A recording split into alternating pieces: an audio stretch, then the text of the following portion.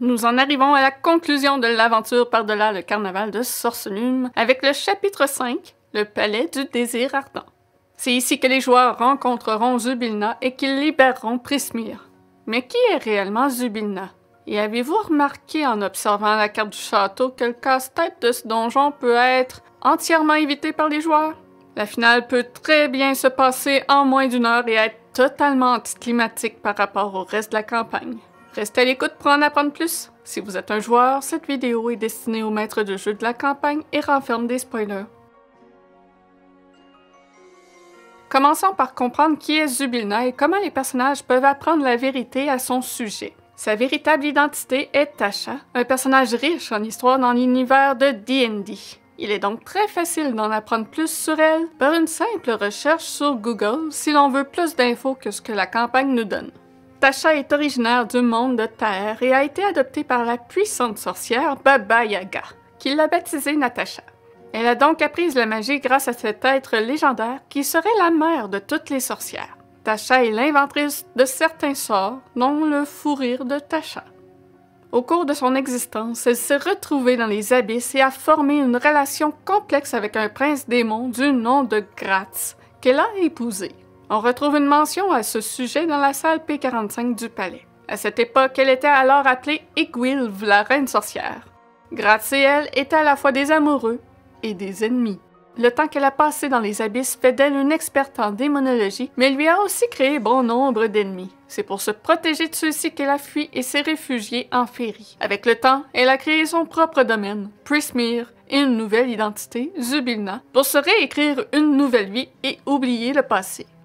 Ses demi-sœurs, l'Assemblée du Sablier, ont provoqué une opportunité pour trahir Zybilna en faisant se rencontrer deux groupes ennemis, qui ont servi de distraction le temps qu'elles utilisent le chaudron d'Egwilv pour figer tout le monde dans le temps. Pour libérer Zybilna, les personnages ont plusieurs solutions à leur disposition. La première est d'utiliser la corne de licorne en mentionnant le véritable nom de Zybilna, qui est Natasha. Ils peuvent apprendre cette identité de différentes façons et cela requiert d'explorer le palais. À moins que vous ayez un joueur super perceptif qui a remarqué une énigme sur la carte du carnaval. Rares sont ceux qui le voient, mais l'on peut voir un Nilbog, pointer une licorne, puis un tréant, ensuite une pomme, qui en anglais est une apple, puis le cygne, qui se nomme swan en anglais, l'hippogriffe, et finalement la hache, qui se dit axe en anglais. La première lettre de chacun forme le nom Natasha. Dans le palais, ils pourront trouver l'information de son identité à plusieurs endroits. La façon la plus directe, c'est Y, le familier de Zybilna, se trouvant dans la tour du haricot, P51. Il connaît son véritable nom, et selon votre tirage, il pourrait aussi avoir en sa possession la corne. Les autres indices sur son identité requièrent de la déduction de la part des joueurs. D'abord, dans la salle des costumes, P36, se trouve une cape ayant le nom de Natasha cousue à l'intérieur du col. Dans cette même salle, les personnages verront une robe qui leur rappellera quelque chose vu au carnaval. C'est le même modèle de robe que portait le mannequin de Tasha dans la vitrine à côté de la galerie des illusions. Et il leur est possible de faire un lien avec la troisième tenue présente avec un test d'histoire, afin d'identifier cette dernière comme étant celle d'Egwilv. Le simple questionnement logique de pourquoi Zybilna posséderait ces tenues devrait leur mettre la puce à l'oreille.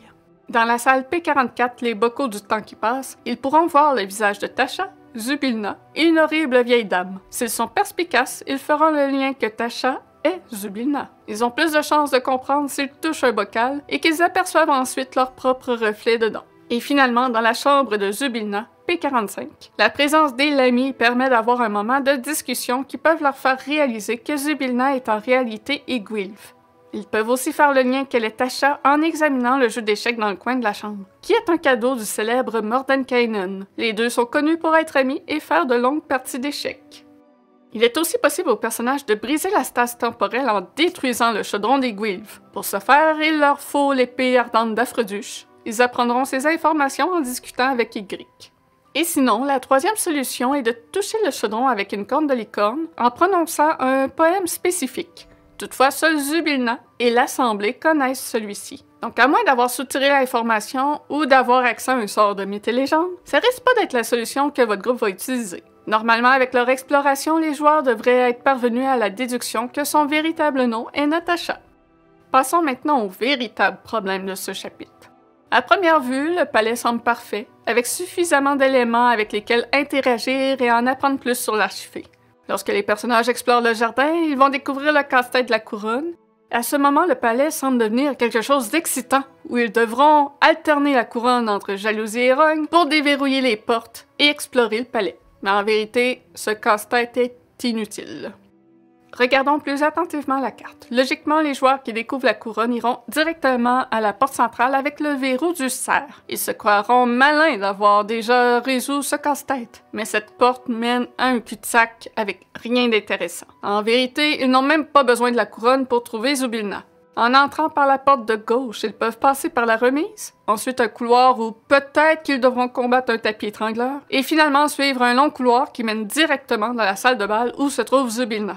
Aucun verrou de couronne sur ce chemin, et s'ils connaissent son véritable nom ou détruisent le chaudron sans éveiller le Jabberwock, c'est ainsi que la campagne prend fin. C'est la même chose s'ils passent par la porte à droite se trouvant sur une passerelle menant à la tour de Rogne.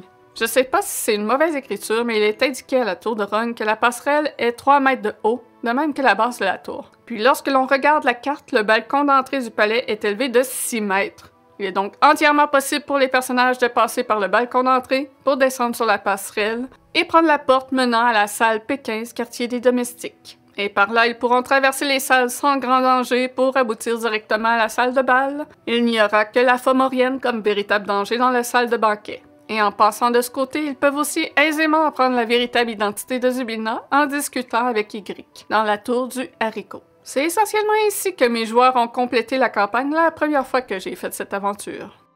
Que peut-on faire alors pour rendre le dernier chapitre plus palpitant?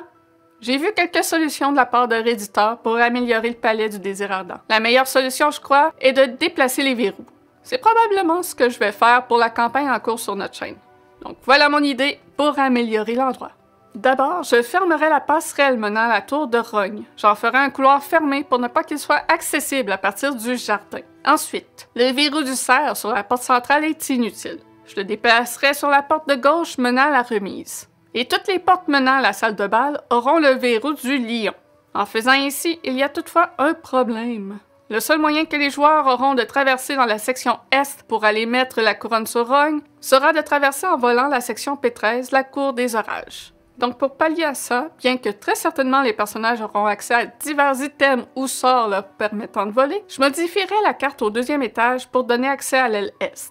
J'enlèverai la porte du P46, la salle d'essayage, et relierai les escaliers en colimaçon, P14G et H, en transformant la salle d'essayage en couloir, puisque de toute façon cette salle n'a rien d'intéressant. Cet accès leur permettra donc d'aller placer la couronne sur la tête de Rogne pour avoir accès à la salle de bal, et avec tout ça, ça les forcera à faire un peu d'exploration. Les joueurs devront aussi penser à bloquer la porte d'entrée de la remise avant d'enlever la couronne de jalousie. Autrement, la porte se reverrouillera de nouveau une fois la couronne enlevée.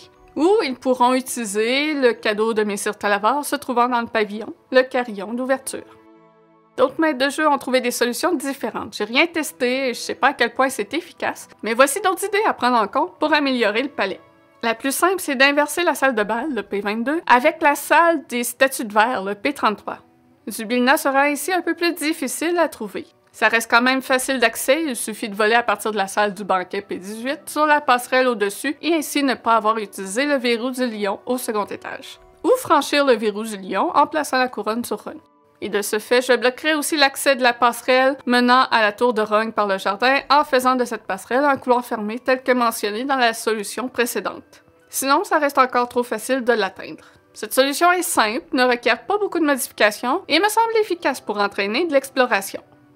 Le réditeur Nerdy Rotica a réimaginé la carte du palais en inversant celui-ci et en déplaçant Zybilna et son chaudron au deuxième étage de la tour centrale. Cette modification de l'endroit élimine ainsi entièrement le casse-tête de la couronne n'étant plus utile et oblige l'exploration. Ça rend aussi l'endroit plus logique, car avouons-le, la porte d'entrée principale du palais menant dans un cul-de-sac et que le seul moyen d'aller à la rencontre de l'archifée nécessite de passer par une remise, c'est un peu étrange, même pour un palais en féerie.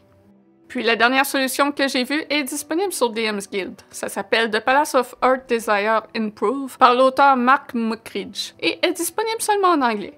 Il s'agit d'une façon aléatoire d'explorer le château. Les personnages doivent faire un test d'habileté à chaque fois qu'ils bougent d'une salle à une autre. Selon leur succès, ils avancent en direction de la salle où se trouve Zybilna ou reculent en direction d'où se trouve la Ligue de la Haine. Des salles ont été ajoutées pour ce supplément et c'est très aléatoire. Je ne l'ai pas testé, ni lu, puisqu'il faut l'acheter, et je suis pas certaine du fonctionnement. D'un côté, l'aspect aléatoire m'attire, d'un autre, je trouve ça ardu de faire des tests à chaque déplacement. Et j'imagine facilement l'horrible scénario où les joueurs roulent que de la merde toute la soirée et n'avancent jamais. Donc c'est à bien y penser, mais je vous le partage des fois que ça vous tenterait de l'essayer. Et si vous le faites, j'aimerais bien avoir votre avis sur celui-ci.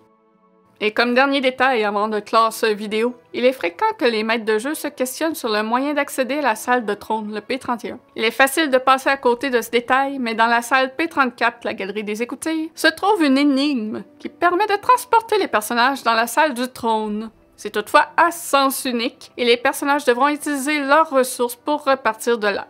Normalement, à leur niveau et avec ce qu'ils ont trouvé au cours de la campagne, ils ont différents moyens de voler pour sortir d'ici. Que ce soit avec la poussière de fée gagnée au carnaval, une paire de bottes ailées se trouvant dans la tour du haricot, ou l'utilisation de différents sorts comme le pas brumeux, vol, porte dimensionnelle, ce sera à eux de trouver la solution pour repartir de cette salle.